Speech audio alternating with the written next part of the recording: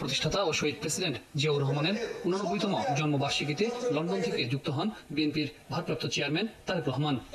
নেতাকর্মীদের উদ্দেশ্যে তারেক রহমান বলেন, সামনের নির্বাচন খুব বেশি সহজ হবে না।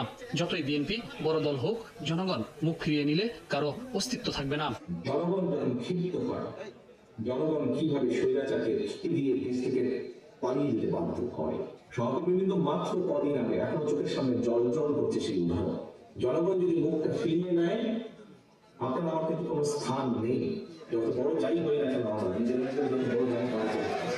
তারেক রহমান বলেন, আওয়ামী লীগকে গণহত্যার জবাব দিতে হবে। অন্য কেউ ক্ষমতায় এলে দেশ ও জাতির জন্য ভালো হবে না বলেও জানান তিনি।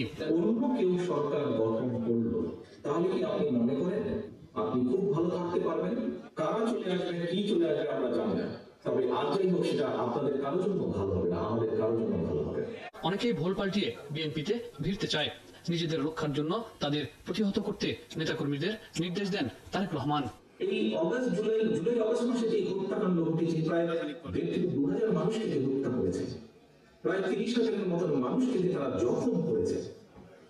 ইউনিসেফের বক্তব্য অনুযায়ী 64টা শিশুকে তারা হত্যা করেছে। এর জবাব তারা মানুষের সামনে কি দেবে? এই জবাবগুলো তো তাদেরকে দিতেই হবে। তারা বিভিন্ন ভাবে আমাদের বিপক্ষে, ওই মোটরসাইকেল আমাদের কিছু কাজকামের কারণে তার সাথে আমাদের নেতাকর্মীদেরকে যুক্ত করে কিছু কিছু কথা বলার চেষ্টা করছে। আমাদেরকে সতর্ক ও সচেতন হতে হবে সহকর্মীবৃন্দ। তারেক রহমান বলেন, দেশনেত্রী খালেদা জিয়া সবচেয়ে বেশি খুশি হবেন যদি তিনি শোনেন বিএনপিকে জনগণ সমর্থন দিয়েছে।